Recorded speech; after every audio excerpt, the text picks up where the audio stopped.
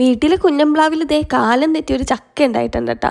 അത് പൊട്ടിക്കണ ഒരു ദിവസവും മുറിക്കണ വേറെ ദിവസമാണ്. കാര്യം അത് പഴുത്തിട്ട് മുറിക്കാമെന്ന് കരുതി. അതിന് മുമ്പ് നല്ല സ്മെല്ല് വന്നുകൊണ്ടാണ് ഞങ്ങൾ പൊട്ടിച്ചെടുത്തത്. പിന്നെ ഞങ്ങൾക്ക് മനസ്സിലായത് നല്ലോണം പഴുത്തിട്ടില്ലെന്ന്. അങ്ങനെ മുറിച്ചത് വേറെ ദിവസമാണ്. ഇതിനു മുമ്പ് ഞാനൊരു ചക്കയുടെ വീഡിയോ ഇട്ടപ്പോഴേക്കും ഞാനതിൽ പറഞ്ഞിരുന്നു ആയുർ ജാക്ക് എന്ന്. ഞാൻ അറിയാതെ പറഞ്ഞതല്ല കേട്ടോ. കാര്യം ഞങ്ങളിത് വാങ്ങുമ്പോഴേക്കും അവർ പറഞ്ഞു തന്ന പേനാണ് ഞാൻ പറഞ്ഞത് ആയുർ ജാക്ക് എന്ന്. അപ്പോഴേക്കും എല്ലാവരും എന്നോട് കമൻറ്റ് സെക്ഷനിൽ പറഞ്ഞിരുന്നു ഇത് ആയുർ ജാക്ക് അല്ല, വിയറ്റ്നാം സൂപ്പർ ഏർലിയാണെന്ന്. ശരിയായിരിക്കാം കേട്ടോ. അപ്പോൾ വിയറ്റ്നാം സൂപ്പർ ഏർലി തന്നെയാണ്. ഞങ്ങൾ വാങ്ങുമ്പോൾ ആയുർ ജാക്ക് എന്ന് അവർ പറഞ്ഞുകൊണ്ടാണ് ഞാൻ ആ പേര് പറഞ്ഞത്. അങ്ങനെ ഈ വിയറ്റ്നാം സൂപ്പർ ഏർലി കട്ട് ചെയ്തിട്ടുള്ള ഇതാണ് കാണിക്കുന്നത്. എന്ത് മണമാണെന്നോ! നമ്മൾ സാധാ ചക്കയുടെ പോലെയൊന്നും അല്ല കേട്ടോ, നല്ല സൂപ്പർ ടേസ്റ്റുമാണ്. പക്ഷേ ഈ ചക്ക അധികം വലുതാവില്ല, കുഞ്ഞു ചക്കയായിരിക്കും. ഇതിൻ്റെ ചുളയാണെങ്കിൽ നല്ല ടേസ്റ്റുമാണ്.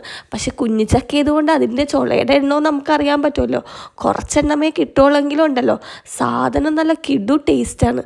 നമുക്ക് എത്ര തിന്നാലും മതി വരില്ല, അത്രയ്ക്ക് ടേസ്റ്റ് ഉണ്ട്. ഞങ്ങളിതേ ചുള എടുക്കുന്നതാണ് ഈ കാണിക്കുന്നത് കേട്ടോ. ഞങ്ങളിത് പ്ലേറ്റിലാക്കുന്നത് മാത്രമല്ല കേട്ടോ, ഞാനും അമ്മയും കൂടി ഇടയ്ക്കിടയ്ക്ക് ഓരോന്ന് കഴിക്കുന്നുണ്ട്.